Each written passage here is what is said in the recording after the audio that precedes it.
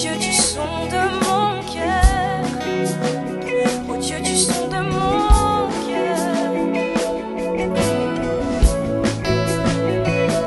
Allez, Dieu du son de mon cœur, oh Dieu du son de mon cœur. J'apporte plus qu'un beau chant, j'apporte plus qu'un beau chant, j'apporte plus qu'un beau chant.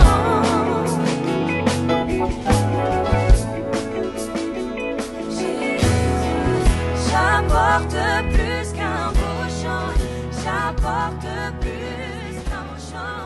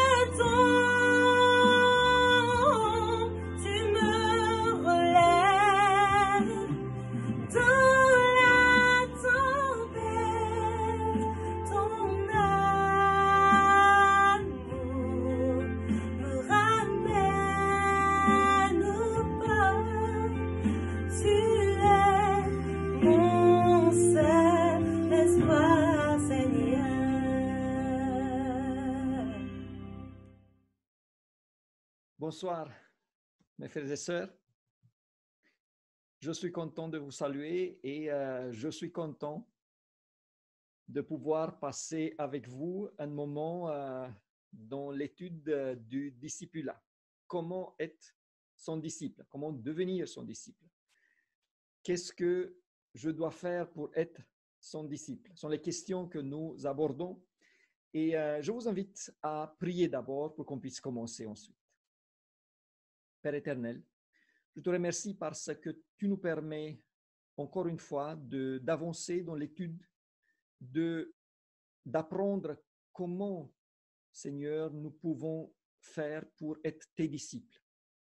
Je te prie particulièrement pour ce soir, aide-nous, Seigneur, à comprendre quelle importance a la mission et aide-nous à pouvoir, Seigneur, avancer tous dans ce sens. Je te prie de me donner la force de pouvoir enseigner, de pouvoir transmettre ta parole, ta volonté, comme tu le souhaites, Seigneur. Amen. Alors, aujourd'hui et peut-être aussi les 2 prochaines séances, car nous avons encore 2, sauf à part aujourd'hui. Je vais transmettre de chez moi parce que aujourd'hui, je n'étais pas à l'église et c'était compliqué de faire venir les équipes.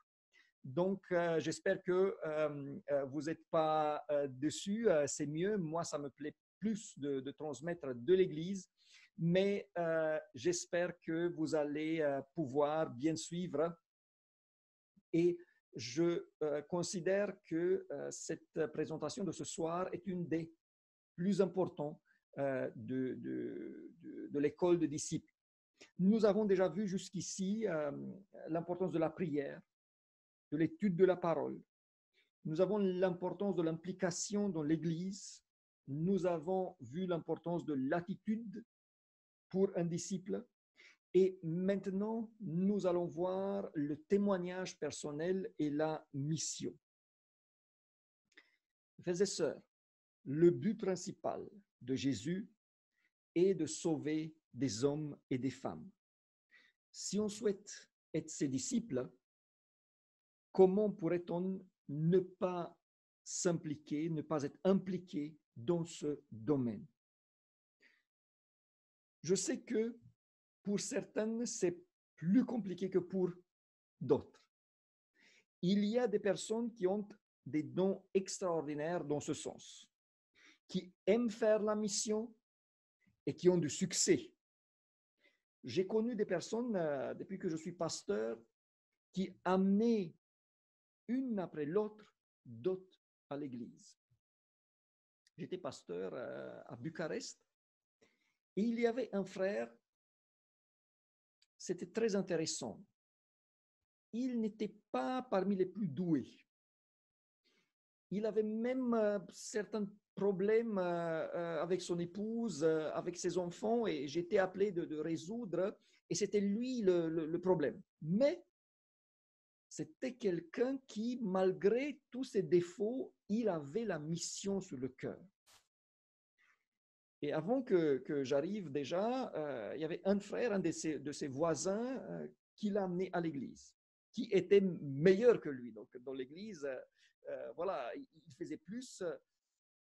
Quand j'étais pasteur, il a amené une famille dont le monsieur était un homme de science, un scientifique.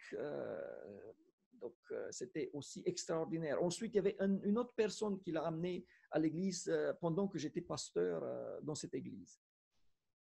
C'était un don.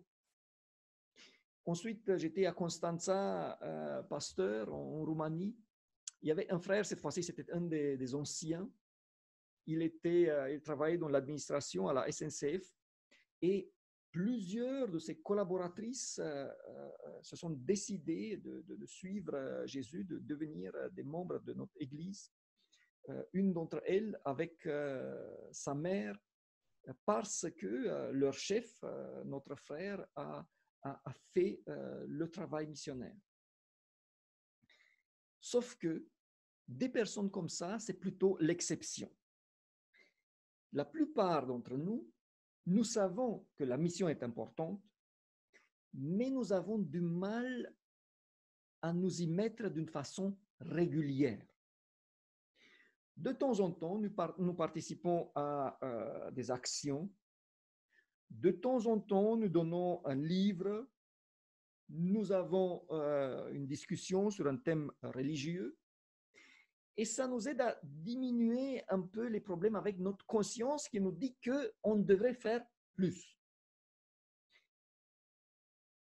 Une autre manière d'échapper à sa conscience est de se dire que la mission doit dépendre surtout de notre mode de vie et que par la manière de vivre, nous allons donner un témoignage et que ce n'est plus impératif de faire la mission explicite. Et donc, comme ça, on se dit, moi, je vis ma vie et par ma vie, je fais de la mission.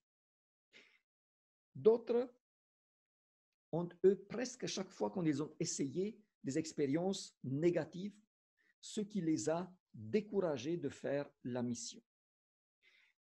Mais un disciple du Seigneur ne s'implique dans la mission ici et là, quand il y a une opportunité. Un disciple fait la mission, fait de la mission un mode de vie. Et je parle là de la mission explicite.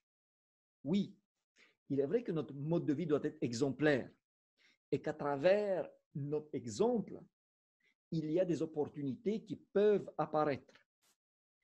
Mais Dieu attend de nous plus que cela. Il souhaite que chacun de nous fasse de la mission un objectif. Et si vous voulez, les éléments comme la prière, l'étude de la parole, l'attitude, la lutte contre le péché, que nous allons étudier plus tard, sont là pour faire, entre autres, que la personne soit un bon missionnaire. C'est pour cela que je mets ce soir l'accent sur le projet missionnaire personnel. Un projet missionnaire a un but et une continuité. Alors, mes frères et sœurs, regardons ce qu'est, ce que doit être, comment on peut développer un projet missionnaire personnel. Ça, c'est la partie la plus importante de cette présentation de cet après-midi.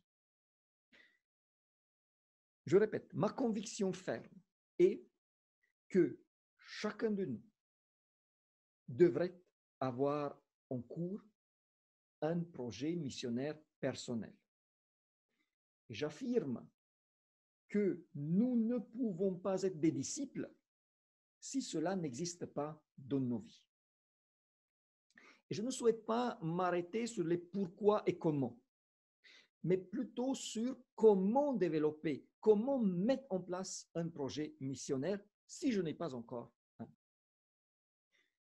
Tout d'abord, je souhaite corriger une erreur qui a empêché beaucoup de personnes à se lancer. Longtemps, l'évangélisation, la mission ont été associées au travail de porte à porte, aux études bibliques et aux campagnes d'évangélisation. Et c'est tout.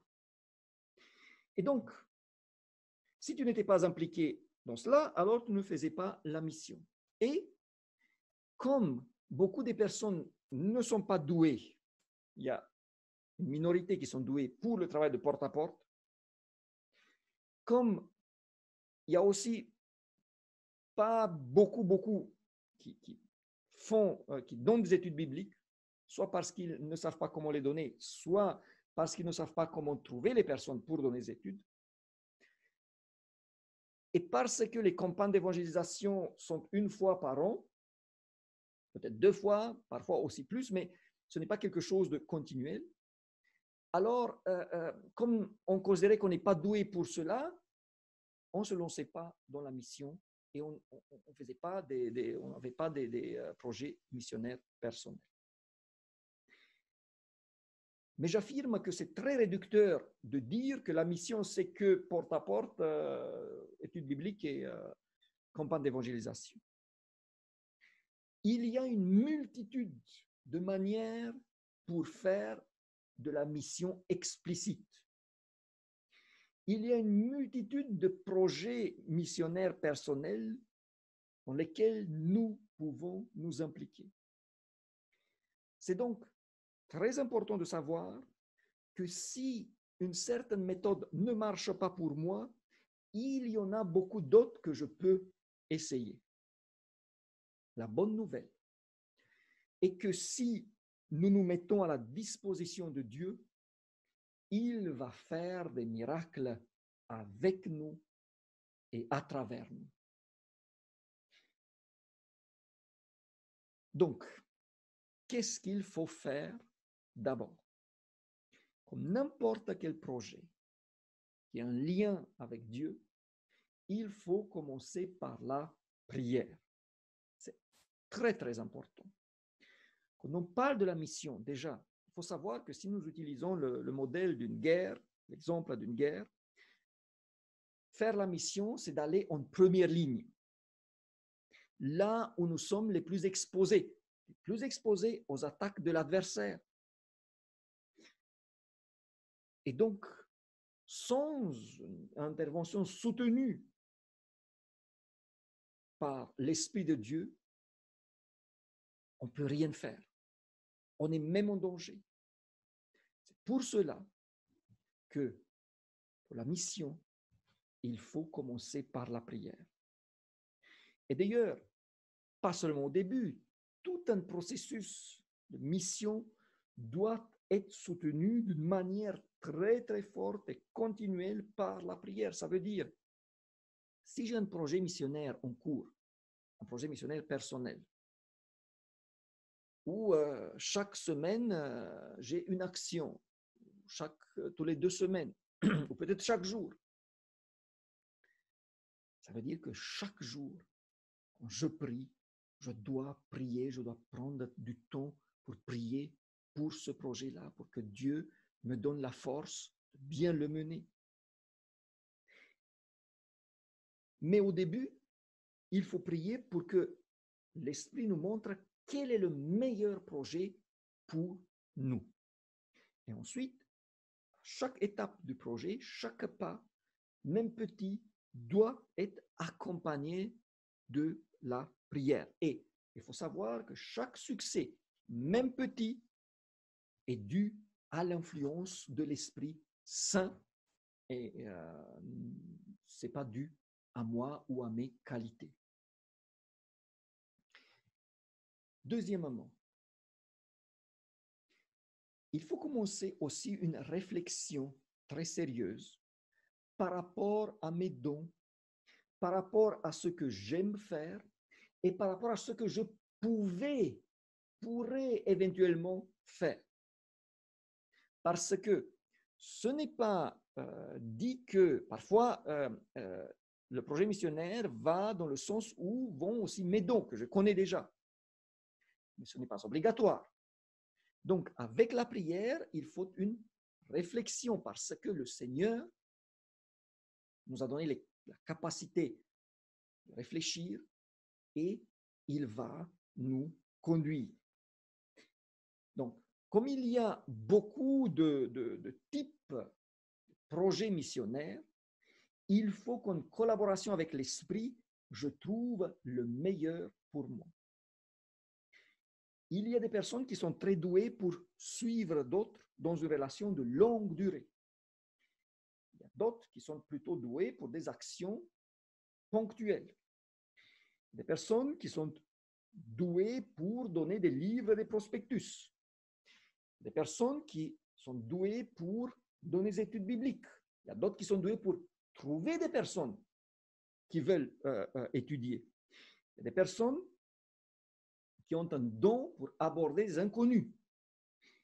Il y a des personnes qui ont un don pour le travail humanitaire. Il y a d'autres qui savent faire avec les enfants. Et il y a bien sûr ceux et celles qui ont un don pour utiliser les réseaux sociaux. Il y a des personnes qui savent parler, il y a des personnes qui savent enseigner, il y a des personnes qui savent prêcher, écrire, chanter, et ainsi de suite. Il y a des personnes qui ont plus de temps que d'autres. Dans la multitude des options, je dois ensuite, après avoir prié, réfléchi, choisir une et me lancer. Attention, encore une fois, le plus important est de savoir que c'est l'Esprit qui m'a mis sur ce chemin, qui m'a envoyé vers ce projet-là, qui m'a dirigé vers ce projet-là. Car ça pourrait être quelque chose dont je n'ai jamais pensé être capable de faire. Et je précise, un projet missionnaire personnel est un projet missionnaire qui est fait hors de l'Église. Il y a les projets dans le cadre de l'Église, mais cette fois-ci, c'est hors de l'Église. Ça peut être un projet où je suis seul, ça peut être un projet où je suis avec ma famille, ça peut être aussi un projet où je suis avec des amis, mais il est hors de l'Église, même si parfois des projets missionnaires peuvent avoir des relations avec l'Église. Mais ce n'est pas là le plus important. Ce que je veux dire est que nous devons, chacun de nous, avoir un projet qui ne dépend pas de l'Église. C'est pour ça que je parle du projet missionnaire personnel. Alors, pour être pratique, je vais vous donner quelques exemples. Mais attention, ce n'est pas exhaustif parce que mon imagination n'est pas telle que je pourrais penser à tous les projets missionnaires qui existent.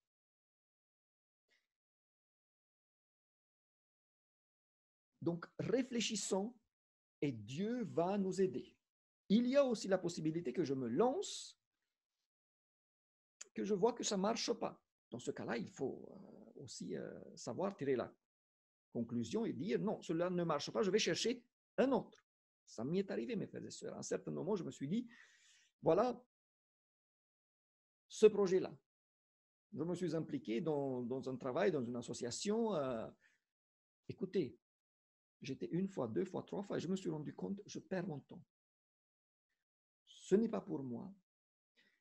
Ça ne va pas. J'ai beaucoup prié, voilà, et j'ai dit non, là, je ne continue pas. Ça peut arriver. Donc, les options. Alors, je vais commencer avec ce qui est aujourd'hui moderne, les réseaux sociaux. Écoutez, surtout les jeunes, mais pas seulement. Aujourd'hui, il y a beaucoup de choses qui se font sur les réseaux sociaux, beaucoup de bêtises, beaucoup de bonnes choses. Les réseaux sociaux se prêtent pour des projets missionnaires personnels. Je pourrais créer une chaîne YouTube et faire des vidéos, les mettre en ligne.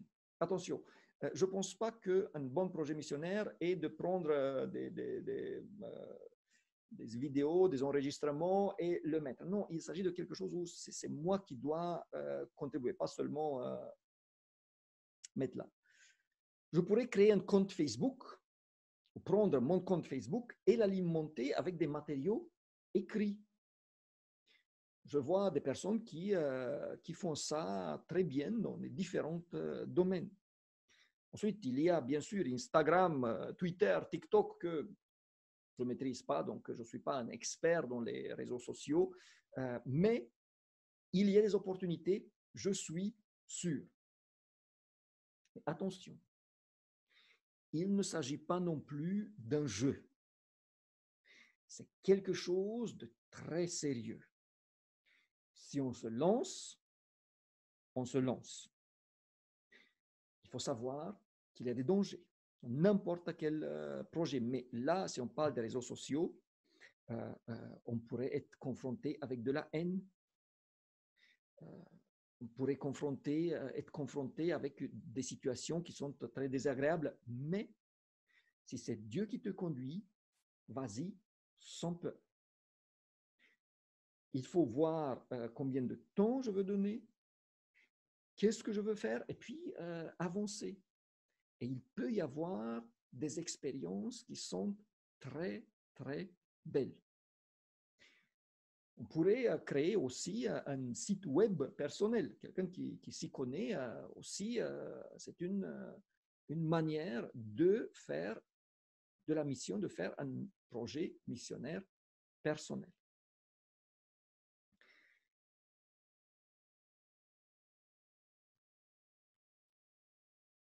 Les actions où on sème la parole. Un projet missionnaire personnel pourrait être un projet où je suis en train de semer. Je suis en train de, comme le semeur, d'aller et de faire en sorte que les graines arrivent dans les différentes terres. Et là, il y a des actions de porte à porte. aujourd'hui, ce n'est plus ce qu'on recommande. Ce n'est, voilà, peut-être autrement dit, aujourd'hui, ces actions-là sont de plus en plus difficiles, surtout dans les villes, où les gens sont très méfiants et les actions de porte-à-porte, on doit savoir pouvoir faire face au rejet. Quand on fait des actions de porte-à-porte, il y a des personnes qui te disent « Non, je n'ai pas besoin, tu me déranges ». Il faut savoir surmonter cela, mais j'ai fait ce type d'action et parfois, on peut avoir des expériences qui sont très intéressantes, des discussions qui sont très intéressantes, mais il faut que ce soit l'esprit qui me dirige vers ce type d'action. Et je précise, les actions de type porte-à-porte sont de plusieurs types également. C'est le colportage, c'est de séminaires de Maranatha, de sondages d'opinion, de questionnaires qu'on peut donner. Il y a plusieurs types. Ensuite, ce sont des actions de partage de livres et de prospectus. Ils peuvent se faire aussi de plusieurs manières. Il y a des personnes qui, une fois par semaine, vont pendant 2 heures se mettre quelque part avec une table et des livres et vont attendre que les gens qui passent leur posent la question. C'est le type d'action que font les témoins de Jéhovah. Eux, ils n'ont pas beaucoup d'actions, mais c'est un type d'action qui pourrait marcher.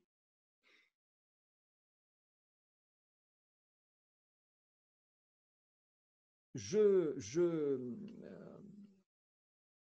me rappelle d'une famille, hein, je suis allé les visiter dans un certain cadre, et ils sont partis de la ville, ils se sont installés dans un village. Ils ont dit, nous avons décidé, Dieu nous a poussés de venir ici, dans ce village-là, il n'y avait pas de présence adventiste, un village qui était assez pauvre. Ils sont installés, ils ont commencé d'abord à faire du jardinage. Il y avait quelqu'un qui les aidait du point de vue financier. Leur projet était de créer une petite entreprise, de donner de travail aux gens qui étaient demandeurs et de vivre la foi. Donc, chaque samedi, il n'y avait rien. Là, il n'y avait pas de vente, rien. Ils avaient un culte là, entre eux. Et c'était leur manière de faire la mission. Maintenant, vous voyez, ça c'est un projet missionnaire personnel qui implique un changement de vie, qui implique la vie entière. Et là, bien sûr, il faut que l'esprit soit derrière. Ensuite, il y a des actions d'accompagnement, des actions de longue durée. Là interviennent là nous avons les études biblique, en groupe, individuel, mais dans un cadre personnel, pas dans le cadre de l'Église. Même, je répète, il y a des points de connexion. Les relations d'amitié entrent dans ce cadre-là aussi. Ce sont des relations de longue durée où petit à petit, on amène nos amis vers le Christ. Dans ce type de projets peuvent entrer les membres de la famille, les voisins, les collègues, et ainsi de suite. Mais je précise, le fait que je prie pour quelqu'un, que ce soit mon voisin, que ce soit un membre de ma famille, même si chaque jour, je prie pour que Dieu l'amène au salut, et ça c'est une bonne chose, ce n'est pas encore un projet missionnaire. Devienne un projet missionnaire où la prière est accompagnée d'un projet clair, des actions pour que cette personne rencontre le Christ. Ça pourrait être des messages, des coups de fil, des invitations, ainsi de suite. C'est là où ça devient un projet missionnaire personnel. Il y a ensuite les actions sociales, humanitaires. Les actions, à nouveau, que je fais au titre personnel, hors de l'Église. Je pourrais, par exemple, aider régulièrement une famille avec beaucoup d'enfants qui ont besoin. Je pourrais donner du soutien psychologique là où il y a besoin, si, bien sûr, je peux le faire. voilà quelques exemples des projets. Mais je répète, mes frères et sœurs, ce ne sont pas les seuls. Il peut y avoir beaucoup d'autres. Il faut réfléchir et prier. Maintenant, une fois que j'ai choisi le projet, je commence à faire des plans et le mettre en pratique. Et ma suggestion, moi je suis comme ça, et vous savez, généralement, on pense que comme on est, c'est le mieux, mais je vous incite à commencer plutôt petit, à avancer pas à pas. Par exemple, si vous décidez de donner des livres, ça c'est une action qui n'est pas trop difficile, de se mettre une fois par semaine à côté d'une gare de RER, parce qu'un projet missionnaire peut impliquer aussi une certaine somme d'argent, d'acheter des Bibles et de donner des Bibles. Bien sûr que il faut penser un peu plus loin, il faut faire en sorte, mettre dans la Bible quelque chose, un numéro de téléphone, une adresse mail, pour que les personnes qui voudraient puissent nous contacter. Donc voilà, il faut penser le projet. Mais ne commencez pas, n'achetez pas 1000 Bibles d'un coup parce que du coup, il y a une réduction. Non, commencez avec 20 Bibles, achetez 20 Bibles. Allez sur le terrain, voyez comment ça marche. Et puis, petit à petit, si Dieu nous donne le succès, après, on peut avancer dans le projet. Commençons plutôt petit. Remercions au Seigneur pour les succès qu'il nous donne. Et ensuite, prenons courage et avançons. Ne faisons pas un projet de telle manière que, après, si ça ne marche pas, il nous reste 995 Bibles, on ne sait pas quoi faire, on essaie à les donner. Donc, faisons les choses d'une manière saine, avec du bon sens, et le Seigneur va nous aider. Mes frères et sœurs, je vous assure, je mets la main dans le feu. Si les choses sont bien faites, si nous avons prié, si le Seigneur nous conduit, si nous avons prié et nous sommes sérieux là, le Seigneur nous conduit, nous allons expérimenter des choses extraordinaires. Car le Seigneur attend de nous utiliser. Il a dit aux disciples, regardez autour de vous les champs, comment ils sont prêts et il n'y a pas d'ouvriers. Le Seigneur attend de nous utiliser et nous allons vivre des miracles. Nous allons voir comment Dieu fait des miracles avec nous. Je l'ai raconté déjà. Un de mes projets personnels est de donner des livres à des personnes dans certaines occasions. Et quand j'ai choisi ce projet, c'était intéressant parce qu'à un certain moment, je me suis dit, voilà, il faut que j'avance, il faut que je fais cela parce qu'il y avait un manque dans ma vie. Et comme je vous ai dit, j'ai testé plusieurs options et finalement, je me suis dit, un de mes projets personnels va être celui-là. Chaque fois que je vais sortir avec des livres et mon choix tombe sur 3 livres. Voilà, je considère à nouveau que c'est très bien. C'est Vers Jésus, Jésus-Christ et la tragédie des siècles. Ce sont des livres que je considère inspirés, que Dieu a inspirés. S'il les a inspirés, ces livres-là ont de la puissance. Donc, si je donne un tel livre, je sais que je donnais quelque chose dont Dieu peut faire des miracles. Et donc, je me suis dit, je ne vais plus sortir de chez moi sans avoir un livre.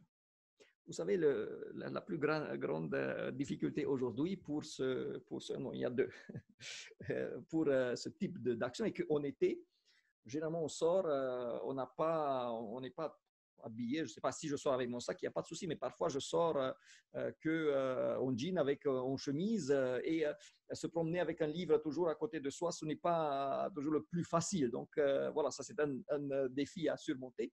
Aujourd'hui, par exemple, mon stock de livres diminue et comme la vie et santé est on travaille, comme ils ne vendent plus de livres maintenant, je me dis, mais qu'est-ce que je fais si je n'ai plus de livres? Je rencontre une personne et je n'ai plus de livres. Donc, j'ai commencé à parler autour de moi. J'ai dit, j'ai besoin de livres vers Jésus, une cinquantaine absolument, parce que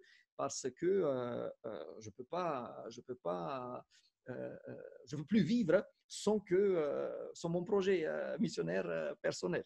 Et il y avait quelqu'un qui m'a dit, je vais te donner. J'ai dit, non, je vais les acheter parce que je ne veux pas donner des choses qui m'ont rien coûté.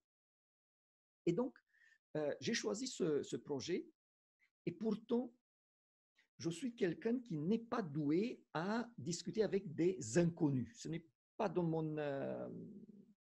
voilà, ce n'est pas dans mes dons. Donc, aborder des gens inconnus et leur donner un livre spirituel, leur parler voilà, c'est quelque chose de très compliqué pour moi. Et donc, au début, j'ai prié, je dis, Seigneur, donne-moi des opportunités, fais que les gens viennent me demander. Et le Seigneur a fait des miracles. Mais petit à petit, mes frères et sœurs, il m'a changé aussi. Aujourd'hui, je fais cela avec une aisance. Je ne suis pas encore totalement à l'aise, mais avec beaucoup plus d'aisance qu'auparavant. Pour moi, c'est un miracle. Et je regarde en arrière aujourd'hui. Vous savez quoi? Les personnes que j'ai abordées, il y a très, très peu qui ont refusé mon livre. C'est étonnant. C'est étonnant. Je me souviens un jour, je suis à Paris pour visiter quelqu'un à l'hôpital. Je ne sais plus exactement quel hôpital, mais c'était la station de métro Colonel Fabien. Ça, je me rappelle. Et je sors de la station de métro et avec mon téléphone où il y a la carte, je regarde dans quelle direction, parce qu'il y a plusieurs boulevards là, donc quelle direction c'est l'hôpital. Il y a une dame qui me voit et me dit, monsieur, est-ce que vous avez besoin d'aide? Je vois que vous cherchez. Et je lui dis sur le coup, non merci, je vais me débrouiller. Et la dame part vers la bouche du métro. Et là, je me suis dit, mais qu'est-ce que j'ai fait? C'était une opportunité parce que une des choses est quand quelqu'un me rend service, je lui dis, je veux vous remercier, est-ce que je peux vous donner un livre? Et je me suis dit, j'ai raté l'opportunité. Je me tourne et quand j'avais traversé la rue, je me dis, est-ce que je vais suivre cette dame? Mais après, voilà, j'ai raté le moment. Et d'ailleurs, je prie pour que le Seigneur m'aide à ne plus rater des occasions. Je me retrouve après, j'aurais pu faire. Mais c'est assez embêtant après de voir, madame, attendez. Et en étant dans mes pensées, je m'approche de la route.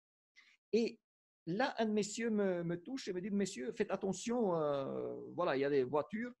Et je lui dis merci. Le monsieur traverse la rue. Moi derrière, et là, je me dis, mais cette fois-ci, je ne vais plus rater. Donc, je suis le monsieur. J'arrive à côté de lui. J'ai dit, monsieur, écoutez, vous êtes très gentil. Vous avez essayé à m'arrêter. Est-ce que je peux vous donner un livre sur Jésus? J'avais remarqué que selon la manière dont il parlait, ça doit être un maghrébin. Donc, comme ils sont des musulmans, et je fais une parenthèse, j'ai donné plusieurs livres à des musulmans en leur disant, voilà, comme je dis à cet homme-là, je ne souhaite pas vous offenser, c'est un livre sur Jésus, si vous voulez bien, sinon il n'y a pas de souci. Et plusieurs musulmans ont pris le livre, parce que Jésus, il existe aussi dans la religion musulmane. Et donc, je lui dis, je ne veux pas vous offenser, j'ai un livre sur Jésus. Et il me dit, monsieur, je suis kabyle et je suis chrétien. Donc, je prends un livre sur Jésus avec grande joie. Alors, pour moi, c'était comme, j'ai dit, mais voilà, sachez que c'est vers Jésus, c'est un très bon livre, très valeureux, je le considère très bon. Que Dieu vous bénisse. C'était une expérience qui m'est restée dans la tête. Et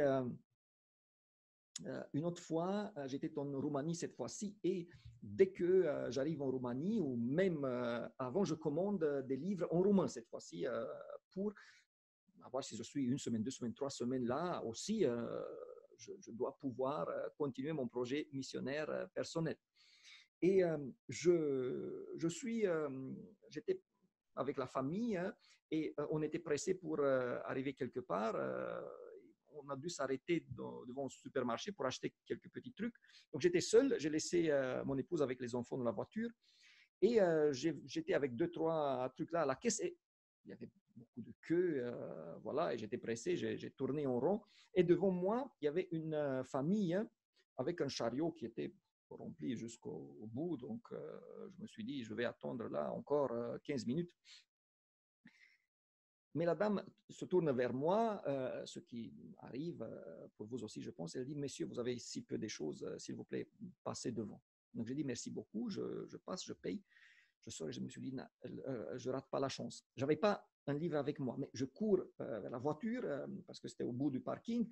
Je reviens en courant et c'est là que la famille sort du magasin. Et je dis, bonjour, écoutez, j'étais très pressé. Quand vous m'avez laissé passer, ça m'a fait énormément du bien. Je suis pasteur d'une église protestante. Est-ce que je peux vous remercier en vous donnant un livre? Et ils l'ont pris, ils m'ont remercié. Et c'était à nouveau une expérience. Mes frères et sœurs, je pourrais vous raconter aujourd'hui beaucoup d'histoires. Mais j'espère surtout vous avoir convaincu de vous lancer dans l'aventure.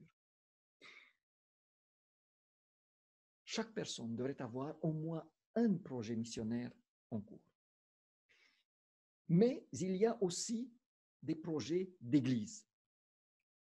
Je ne vais pas beaucoup insister ici, seulement pour dire que le rôle de l'église est justement de proposer des différents projets où les membres peuvent s'impliquer. Le rôle du département de ministère personnel. Et là aussi, beaucoup ne le comprennent pas comme il le faut. Le rôle du département du ministère personnel n'est pas de faire de la mission. Parfois, on met à la tête du ministère personnel une personne qui est un bon missionnaire. Mais attention, le cahier des charges pour le ministère personnel n'est pas de faire de la mission. Le cahier des charges est de mettre un cadre pour que de nombreuses personnes, si nombreuses que possible, de l'Église puissent s'impliquer dans la mission. Le ministère personnel doit organiser des actions et permettre que les gens s'impliquent dans la mission. Donc, le rôle n'est pas de faire la mission eux-mêmes, mais de nous aider à le faire. Comme le pasteur aussi d'ailleurs. Son rôle, donc mon rôle en tant que pasteur est de faire de la mission, d'avoir un projet missionnaire personnel. Ça c'est entre moi et Dieu. Et bien sûr que si je parle de la mission, si c'est moi qui le fais, ça a un autre poids. Si c'est moi qui ai la mission sur le cœur, déjà, c'est autre chose. Mais mon rôle en tant que pasteur est de faire en sorte que mes églises s'impliquent dans le travail missionnaire. Et le ministère personnel, son rôle est d'imaginer des actions, cette fois-ci des actions d'église, pour permettre aux gens de s'impliquer. Et une fois qu'on est là, en tant que membre d'église, je devrais être impliqué aussi dans la mission. Parce qu'il y a des départements dans l'église qui n'ont pas un lien direct avec la mission. Tout ce qu'on fait pour l'église, pour Dieu, a un lien avec la mission. Mais il y a des actions qui sont spéciales, qui sont vraiment explicitement, directement orientées vers la mission. Et nous devons être impliqués au moins dans une de telles actions. Quand il y a des actions que nous nous impliquons. Mais si mon église n'a pas des actions à proposer, ça existe aussi malheureusement, c'est là où le projet missionnaire prend toute sa place, parce que si mon église ne propose pas des actions, si je n'ai pas un projet missionnaire personnel, si mon église ne propose pas des actions, je ne fais pas la mission. Par contre, si mon église ne propose pas des actions et j'ai un projet missionnaire, là je suis dans la mission. Mais l'idéal serait, moi j'ai un projet, au moins un projet missionnaire personnel, et quand l'église propose, je m'implique également. Et là, la mission devient un mode de vie. Et là, nous sommes des disciples. Vous voyez? Bien sûr que, n'oublions pas les autres domaines du discipulat. Et que ce soit maintenant dans l'Église, il y a aussi des différentes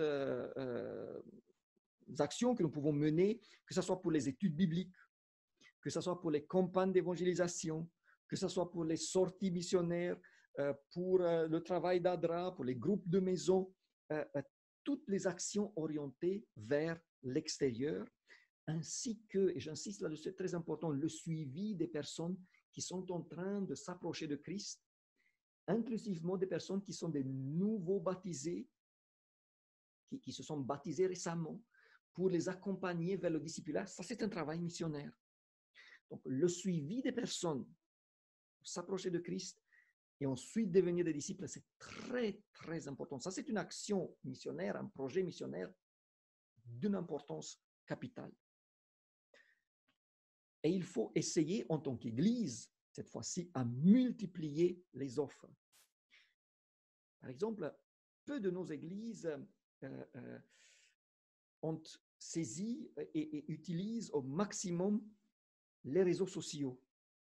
Le site web de l'église, ça pourrait être une interface missionnaire extraordinaire, mais il faut des personnes qui s'y connaissent du point de vue technique, mais qui savent aussi faire du point de vue des commentaires, des discussions, qui ont le temps de le faire, parce que suivre ces discussions-là sur les réseaux sociaux, où il y a des questions qui se posent, des discussions qui peuvent parfois être très longues, ça nécessite du temps. Mais il y a des personnes qui ont un don pour cela, qui sont pas très à l'aise en discussion directe avec quelqu'un, mais sur les réseaux sociaux, ils peuvent faire beaucoup de choses. Voilà un domaine. Et je répète, aujourd'hui, à mon avis, cette piste-là est trop peu exploitée. Au niveau de la Fédération France-Nord, nous avons des collègues qui s'occupent directement de cela, mais dans nos églises, on pourrait faire plus. Voilà. Ensuite, je m'approche de la fin, il y a le plaisir. Comme le travail missionnaire n'est pas facile, il est rarement associé avec le plaisir. Attention mes frères et sœurs, il ne faut pas attendre le plaisir pour commencer, pour se lancer. Il faut aller à l'avant en sachant que c'est la chose à faire. Et nous allons voir par la grâce de Dieu, plus on avance, plus il y aura aussi des moments de joie, même si les difficultés restent. Et il est possible, ce n'est pas une règle, mais il est possible de vraiment découvrir le bonheur en s'impliquant dans des projets missionnaire. Et à la fin, le succès. Un signe qui montre que je suis dans la bonne direction et que mes efforts sont récompensés. Comme je vous l'ai dit, pour moi, le fait que c'était Dieu qui m'a mis sur ce projet missionnaire-là avec les livres était le fait que, de plus en plus, j'ai trouvé des personnes, que les occasions qui sont venues sont venues de plus en plus souvent, parce que si je donne un livre par an, je ne peux pas dire que ça c'est un projet missionnaire personnel. Et de voir qu'il y a très, très peu de personnes. C'est pour ça que je me rappelle encore une fois, je suis sorti d'une visite, c'était à Saint-Denis, je pense, et à la porte, il y avait deux messieurs qui, c'était avant des élections, qui essayaient de me convaincre de voter pour je ne sais pas qui. Et donc, je leur ai dit que j'habite pas là, donc je ne peux pas les aider. Mais je leur ai dit que je pouvais aussi, moi, leur proposer quelque chose, de voter pour Christ. Je leur ai proposé le livre et ils ont refusé. J'ai dit, écoutez, seulement si vous voulez, ils ont refusé. Mais la plupart des personnes dont j'ai proposé les livres ont accepté. Et écoutez, il y a des personnes qui acceptent parfois parce qu'on leur dit, bon, tenez, la personne, pour ne pas nous refuser, il va prendre. Mais je m'assure, parce que je ne veux pas qu'un livre qui est inspiré par Dieu arrive à être jeté quelque part. Donc, je dis aux gens, écoutez, seulement si vous voulez. Je veux pas, il ne faut pas que vous vous sentez obligés. Je leur fais comprendre que, mais je répète, très peu de personnes ont refusé. Donc, le succès, mes frères et sœurs, n'est pas seulement quand, dû à mon travail, quelqu'un a choisi de se donner à Christ. Déjà, c'est dû à l'influence de l'esprit et généralement, ce sont plusieurs personnes et plusieurs facteurs qui contribuent à une telle décision. Mais une discussion religieuse est un succès. Donner une Bible, c'est un succès. Quelqu'un qui me dit « vous m'avez aidé », c'est un succès. Quelqu'un qui me demande de prier pour lui, c'est un succès. Une belle conversation téléphonique, c'est un succès. Donc, le succès, c'est de voir que petit à petit, il y a des choses qui se mettent en place, que Dieu me conduit. Et avec le temps, forcément, il y aura du succès. S'il n'y a pas de succès du tout, comme je vous ai dit, moi aussi, je me suis dit, cette action-là, je vais laisser tomber, je vais commencer une autre. S'il y a du succès, s'il n'y a pas de succès, c'est soit parce que ma vie personnelle n'est pas en règle avec Dieu. Si je ne suis pas proche de Dieu, l'Esprit ne peut pas m'aider. Vous vous souvenez que c'est la première ligne à gagner des âmes. Donc, c'est clair. Donc, c'est une possibilité. Deuxième possibilité, c'est que s'il n'y a pas de succès, si long terme, il n'y a rien, il est possible que ce ne soit pas le bon projet. Dans ce cas-là, il faut savoir choisir un autre. Mais mes frères et sœurs, vous allez voir, vous allez avoir le succès. Le Seigneur va vous faire des expériences extraordinaires.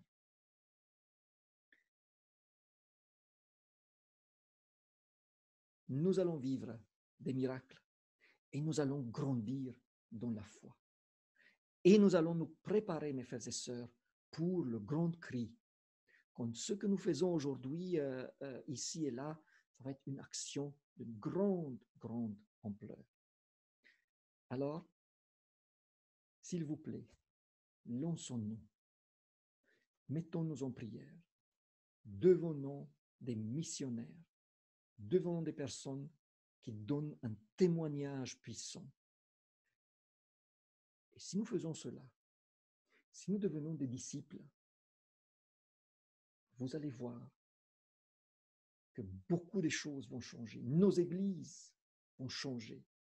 Nous allons changer. Et le Seigneur, quand il va revenir, il va trouver un peuple qui l'attend. Et nous allons nous réjouir une éternité entière pour ce qu'il nous a permis de faire pour lui. Que Dieu nous aide dans ce sens. Amen. Prions, mes frères et sœurs. Père éternel, je viens devant toi et je t'implore, aide-nous, Seigneur, à être tes disciples. Aide-nous, Seigneur, à faire de la mission un mode de vie. Aide-nous, Seigneur, chacune de nous, à trouver un projet missionnaire que tu bénis, Seigneur, où tu nous aides à avancer, où tu nous donnes des expériences, où tu nous fais voir tes miracles, Seigneur. Aide-nous, Seigneur, à avancer dans ce sens. Tu es le seul qui peut le faire. Je te prie pour chaque personne qui regarde, qui écoute. Aide-nous, Seigneur, de ne plus attendre pour faire la mission, Seigneur, que tu nous as donnée, de parler et d'aider les gens à te trouver, à s'orienter vers toi, à être sauvés par toi. Au nom de Jésus-Christ. Amen. Alors, mes frères et sœurs, j'espère que vous avez passé un bon sabbat. J'espère que ceux qui ont pu aller à l'église ont vécu la joie de se retrouver à nouveau avec les frères et sœurs. N'oubliez pas pour le moment, tant que les choses ne vont pas évoluer, à Créteil et Bagnolet, si vous voulez venir, il faut vous inscrire. Le site sur les annonces, c'est très facile à le faire. Je répète, c'est une manière, d'autres églises l'utilisent bien avant nous, c'est une manière de faire en sorte que personne n'arrive à l'église pour voir qu'il n'y a plus de place. Comme ça, on s'inscrit, on sait qu'on a une place. Voilà, bien sûr, après, je vous incite à venir depuis le matin. Vous savez, vous avez inscrit, on va vous recevoir, mais c'est important de venir depuis le matin, depuis l'école de sabbat. Et c'est aussi important d'être sérieux. Comme les places sont limitées, s'il vous plaît, ne vous inscrivez pas parce que peut-être vous allez aller et vous allez décider le sabbat matin. Non. Si vous vous inscrivez, venez, s'il vous plaît, parce qu'il y a d'autres personnes qui auraient voulu venir et parce qu'on a occupé des places qu'on n'utilise pas, ça serait quand même dommage. Je vous souhaite une très bonne semaine et à bientôt. Au revoir.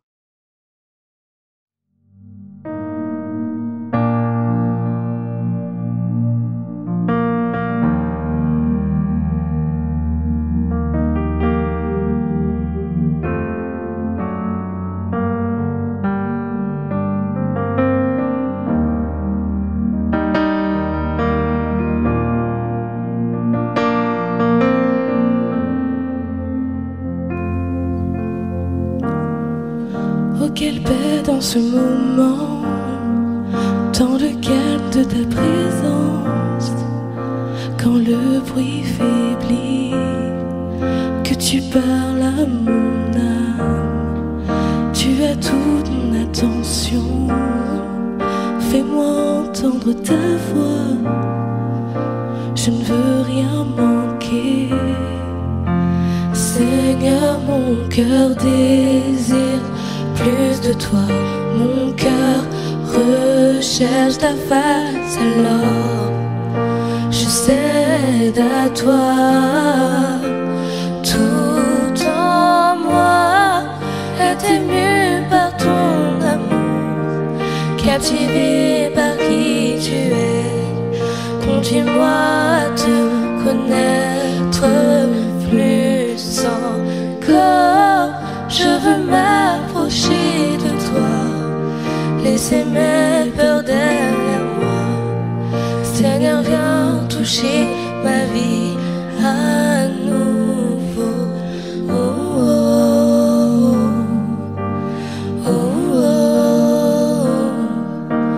oh,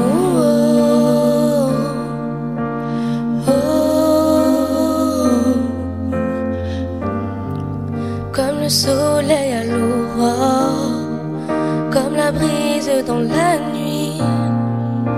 Ta paix me restaure, tu me donnes la vie. Il n'y a aucune hésitation dans ton amour, ton affection. Rien n'est comparable. Seigneur, mon cœur désire plus de toi. Mon cœur recherche ta face. Alors je cède à toi. Tout en moi est ému par ton amour, captivé par qui tu es. Conduis-moi à te connaître plus encore. Je veux m'approcher de toi, laisser mes peurs derrière moi. Seigneur, viens toucher ma vie à nouveau. Oh, oh, oh, oh, oh,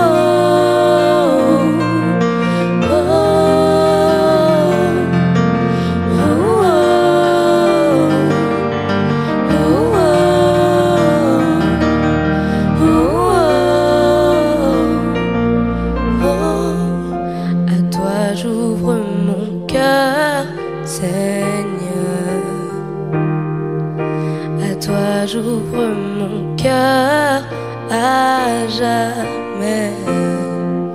Donc fais ce que toi seul sais faire. Jésus, viens régner dans ma vie. À toi j'ouvre mon cœur, Seigneur. À toi j'ouvre mon cœur à jamais. Donc fais ce que toi seul sais faire. Jésus, viens régner dans ma vie. À toi j'ouvre mon cœur, Seigneur. À toi j'ouvre mon cœur à jamais. Ce que toi seul sais faire. Jésus, viens régner dans ma vie.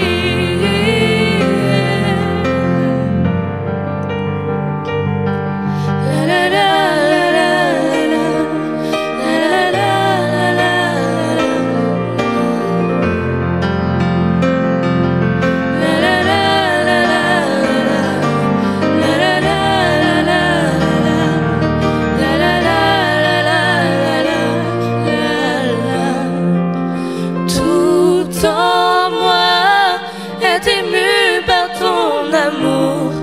captivé par qui tu es. Conduis-moi à te connaître plus encore. Je veux m'approcher de toi, laisser mes peurs derrière moi. Seigneur, viens toucher ma vie à nouveau. Oh, oh, oh, oh.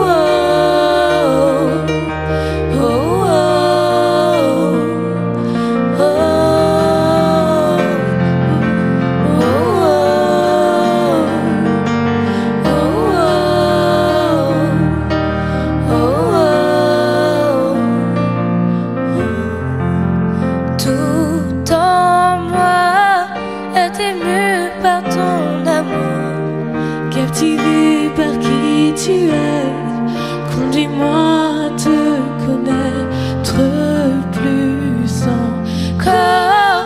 Je veux m'approcher de toi, laisser mes peurs derrière moi. Seigneur, viens toucher ma vie à nouveau.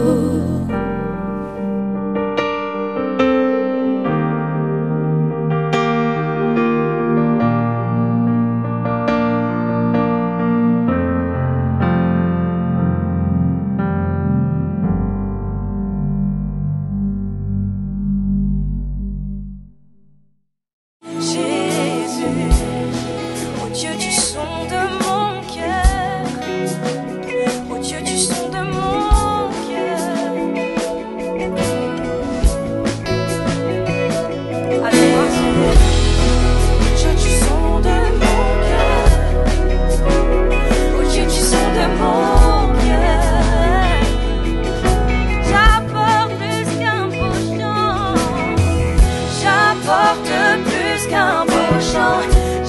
porte plus qu'un beau chant.